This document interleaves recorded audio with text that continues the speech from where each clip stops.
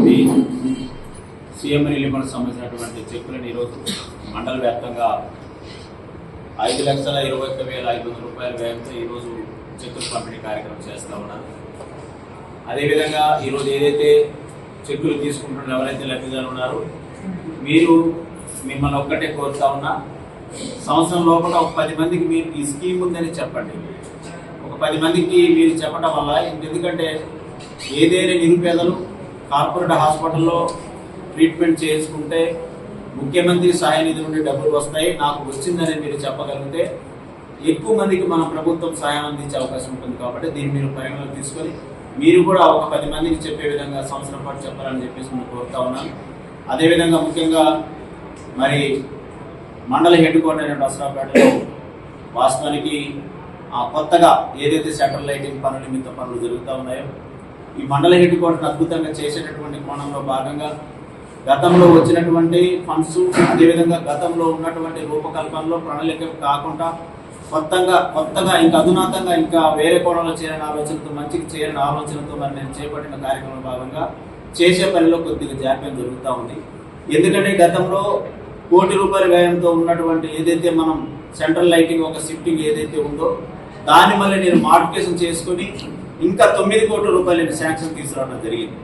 ఎందుకు తీసుకురావాల్సి వచ్చిందంటే గతంలో ఏదైతే మనం దాని శాంక్షన్ బడ్జెట్ దాన్ని కనుక మనం ఆ బడ్జెట్తో చేస్తే మళ్ళీ ఆ రోడ్డు పాడవుతుందనే ఆలోచనతో మళ్ళీ నేను రూపకల్పన చేసుకొని మళ్ళీ డిపార్ట్మెంట్తో ఎస్టిమేషన్ పెట్టుకొని మళ్ళీ కొత్తగా మళ్ళీ దాన్ని బడ్జెట్ తీసుకురావడంలో కొద్దిగా లేట్ అవ్వడం వల్ల మన రోడ్డు విస్తరణ కార్యక్రమం కొద్దిగా జాప్యం అవ్వడం అన్నమాట వాస్తవం. అయినా ఇప్పటికి పూర్తి స్థాయిలో ₹10 కోట్ల మన దాన్ని శాంక్షన్ తీసుకురావడం జరిగింది. పనులు కూడా దాన్ని జరుగుతూ ఉన్నాయి. రద్దీగా ఉన్నటువంటి ఈ ప్రాంతం, ఎందుకంటే మన ప్రాంతం నుండి భద్రాచలం నుండి కుక్కునూరు వయా వచ్చేటటువంటి బండ్లు కానీ, అదేవిధంగా పాల్వంచ నుండి మన ఆంధ్రకి వెళ్ళే బండ్లు మన నుండి వెళ్తూ ఉన్నాయి. అదేవిధంగా ఖమ్మం నుండి సత్తుపల్లి వెళ్ళే బండి మన నుండి వెళ్తూ ఉంది. కాబట్టి చేసే పనులు జరుగుతున్నప్పటికీ కూడా వెట్ మిక్స్ తో పని కాబట్టి మరి అప్పటికప్పుడు హెవీ వెహికల్స్ రావడం వల్ల కాస్త దుమ్ము రావడం మాత్రం వాస్తవమే. కాబట్టి ఒక వారం రోజులు నాకు అవకాశం ఇవ్వండి. వారం రోజుల లోపల నేను ఒక ప్రణాళికబద్ధంగా ఆల్రెడీ నేను పనులు స్టార్ట్ చేసినాను. వాస్తవంగా మీరు మరి ఏదైతే ఈ యొక్క మండలిని కూడా ప్రజలు పడుతున్న ఇబ్బందులు నేను చూడగలిగాను. వాస్తవం అని దుమ్ము రావడం వాస్తవం. కానీ చేసే పనులు జాప్యం ఎక్కడ లేదు. కానీ ఆ పనులలో ఇంకా నాణ్యత చేయాలి, ఇంకా కొత్త బడ్జెట్ తీసుకురావడం జరిగింది. కాబట్టి ఇది కొద్దిగా మనం ఈ కోణంలో పనిచేస్తా ఉన్నాను. కాబట్టి పట్టణ ప్రజలకి నేను ఒక చిన్న విన్నవిస్తా ఉన్నా, ఒక వారం రోజుల లోపల నేను పూర్తిగా దీన్ని బీటీలు కూడా ఆల్రెడీ నేను ప్రణాళిక మీరు మొన్నే స్టార్ట్ చేసినాను. ఇది 4 రోజుల క్రితమే ఒక వర్కులు స్టార్ట్ చేసినాను. కాబట్టి ఎక్కడైతే దీన్ని మనం రూపకల్పన చేయలేము. అదేవిధంగా సెంట్రల్ లైనింగ్ ఏదైతే ఉందో ₹97 లక్షల వ్యయంతో అక్కడ నేను సీసీ రోడ్ కనెక్టివిటీ ఇస్తున్నాను.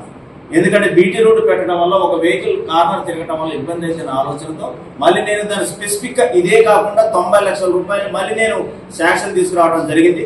అది కూడా బీటీ అయినా మరుక్షణమే సీసీ రోడ్ కూడా కనెక్టివిటీ చేస్తా ఉన్నాం.